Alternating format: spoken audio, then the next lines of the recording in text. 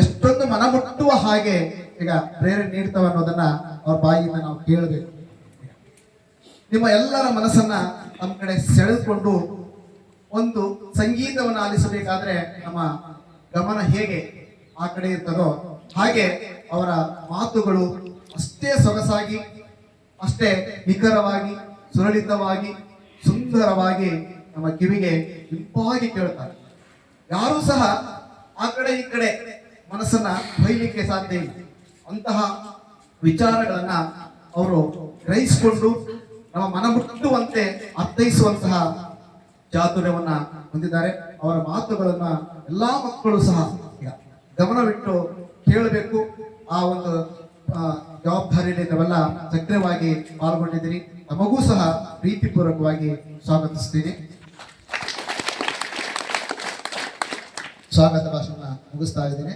ಈಗ ಅನುಷಾ ಹಿರೇಮಠ ಅವರ ಒಂದು ಕಿರು ಪರಿಚಯವನ್ನ 8ನೇ ತರಗತಿ ವಿದ್ಯಾರ್ಥಿನಿ ಆದಂತಹ ಧನುಶ್ರೀ ಅವರು ಪ್ರಸ್ತುತಪಡಿಸಬೇಕಂತ ಕೇಳ್ಕೊಳ್ತಾ ಇದ್ದೀನಿ.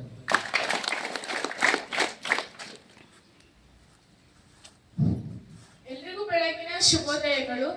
ನಾನೀಗ ಒಂದು ಅದ್ಭುತ ಪ್ರತಿಭೆ ಆದಂತಹ ಕನ್ನಡದ ಕಣ್ಮಣಿ, ಕನ್ನಡದ ರತ್ನ, ಕನ್ನಡದ ಭೂಷಣ ಮುಂತಾದ ಬಿರುದುಗಳನ್ನು ಪಡೆದಿರುವಂತಹ ಕುಮಾರಿ ಅನುಷಾ ಕರಿಬಸಯ್ಯ ಹಿರೇಮಠ ಇವ್ರ ಬಗ್ಗೆ ಕವಿ ಪರಿಚಯ ಅಂದ್ರೆ ಒಂದ್ ಮಾತಾಡೋದಕ್ಕೆ ಇಷ್ಟಪಡ್ತೀನಿ. ಮೂಲತಃ ಇವರು ಶಕರವಳ್ಳಿಯ ಸೊರಬ ತಾಲೂಕು ಶಿವಮೊಗ್ಗ ಜಿಲ್ಲೆಯ ಶಕರವಳ್ಳಿಯವರು.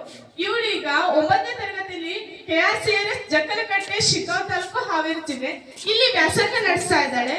ಇವಳು ಹಲವಾರು ಸಂದರ್ಶನಗಳಲ್ಲಿ ಭಾಗವಹಿಸಿದ್ದಾಳೆ. ಅಂದ್ರೆ News1, News18 ಅಷ್ಟೇ ಅಲ್ಲದೆ ಮುಖ್ಯಮಂತ್ರಿಗಳ ಜೊತೆಗೆ ಕೂಡ ಸಂದರ್ಶನ ಮಾಡಿದ್ದಾಳೆ.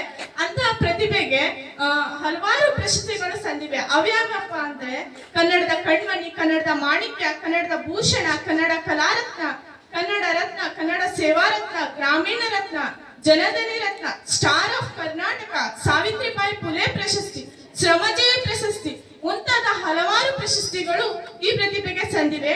ಇವಳು ಬರೀ ಭಾಷಣದಲ್ಲಿ ಅಷ್ಟೇ ಅಲ್ಲದೆ ಕ್ರೀಡೆಯಲ್ಲೂ ಸಹ ಹೊಂದಿರ್ತಾಳೆ. ಇವಳು ಖೋಖೋ ರಾಜ್ಯ ಮಟ್ಟ ಸ್ಥಾನಕ್ಕೆ ಬರುವಂತೆ ಮಾಡಿದ್ದಾಳೆ. ಮತ್ತೆ ಮಿನಿ ಒಲಿಂಪಿಕ್ಸ್ ನಲ್ಲಿ ಕೂಡ ಸ್ಥಾನವನ್ನ ಪಡ್ಕೊಂಡಿದ್ದಾಳೆ. ಅಷ್ಟೇ ಅಲ್ಲದೆ ಕರಾಟೆಯಲ್ಲಿ ತನ್ನ ಒಂದು ಪ್ರತಿಭೆಯನ್ನ ತೋರಿಸಿ ರಾಜ್ಯ ಮಟ್ಟಕ್ಕೆ ಆಯ್ಕೆ ಆಗಿರ್ತಾಳೆ. ಇವಳು ಬರೀ ಇಷ್ಟ ಅಲ್ಲದೆ ಪ್ರತಿಭಾ ಕಾರಂಜಿಯಲ್ಲಿ ಮುಖ್ಯವಾಗಿ ಇವಳು ಭಾಷಣ ಸ್ಪರ್ಧೆಯಲ್ಲಿ, ಕನ್ನಡ ಭಾಷಣ ಸ್ಪರ್ಧೆಯಲ್ಲಿ ರಾಜ್ಯ ಮಟ್ಟದಲ್ಲಿ ಪ್ರಥಮ ಸ್ಥಾನವನ್ನು ಪಡೆದಿರ್ತಾಳೆ.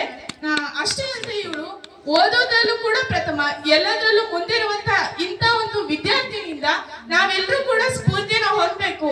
ನಾವು ಕೂಡ ಇವಳಂತೆ ಆಗೋದನ್ನ, ಇವಳಷ್ಟು ಅಲ್ಲದೆ ಇದ್ರು ಇವಳಂತೆ ಆಗೋದನ್ನ ಕಲಿಬೇಕು ಅಂತ ಹೇಳ್ತಾ ನನ್ನ ಒಂದು ಮಾತನ್ನು ಮುಗಿಸ್ತೀನಿ.